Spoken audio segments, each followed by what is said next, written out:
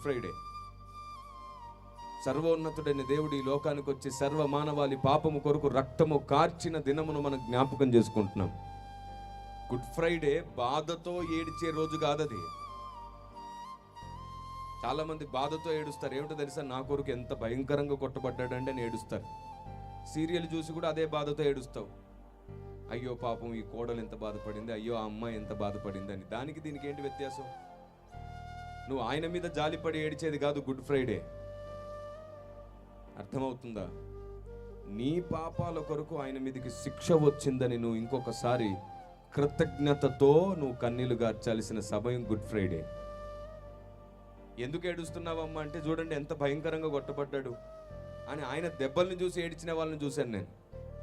నీ పాపము వలనే ఆయన అంత దెబ్బలు తిన్నాడు, నీ వలనే ఆయన అంత గాయపడ్డాడు, నీ సొంత వాళ్ళు కూడా నీ కొరకు ఆ పని చెయ్యరు అని కృతజ్ఞతతో ప్రేమ వలన కలగవలసిన కన్నీరవి.